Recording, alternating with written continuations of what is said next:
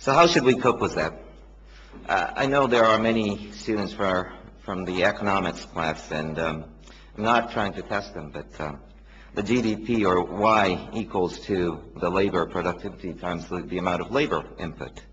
If Japanese or the Europeans are going to lose the amount of labor, then the answer should be to increase the labor productivity. And that's technology, I guess.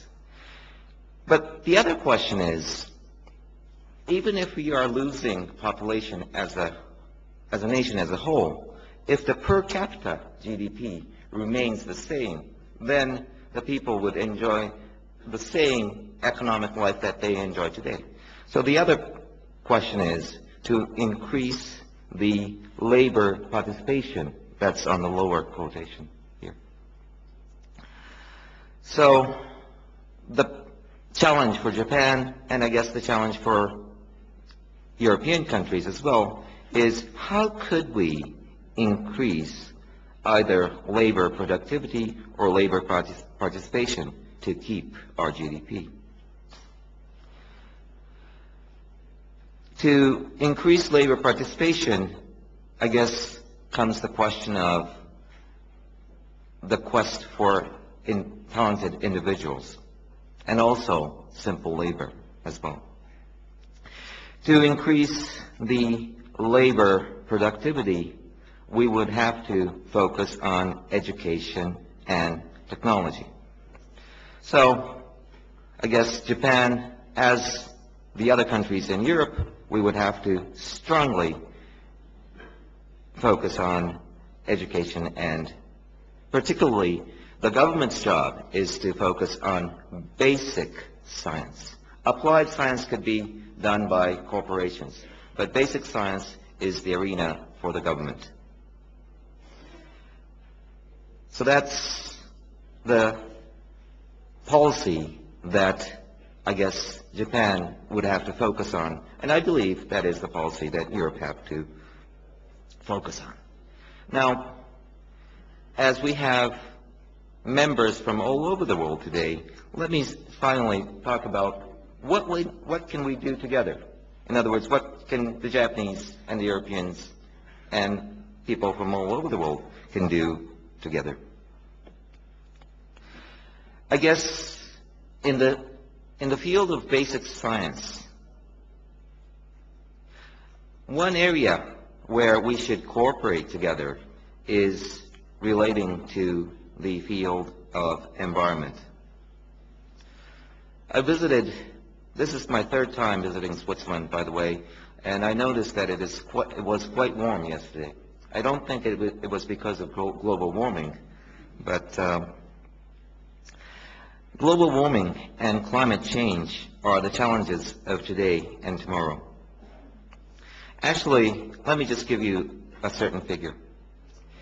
We, the human beings, produce too much carbon dioxide that nature could not observe.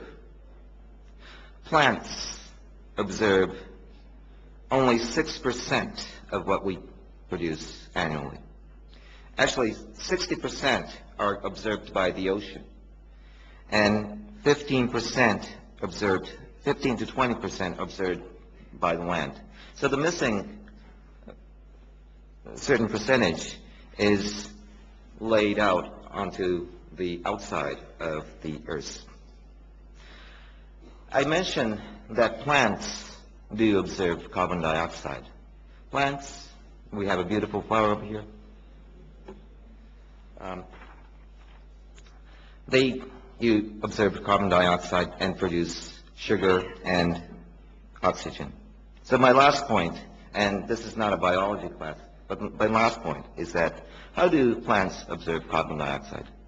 This is the equation where they use carbon dioxide and water to produce sugar and oxygen. So actually this is my dream, and I hope it will be of yours, that someday, if we can come out with a technology to produce the same thing artificially, so that there is the question of energy and both the global warming can be solved. And as a humble next minister, I would offer it as a dream for everyone. But if I take over the office, I will make this as the agenda for the Japan, and I will probably put about 300 billion yen for 10 years, and I think I can accomplish that. And so this is my inspiration, and I hope we can all work together in this kind of thing so that we could live in a better future. Thank you very much.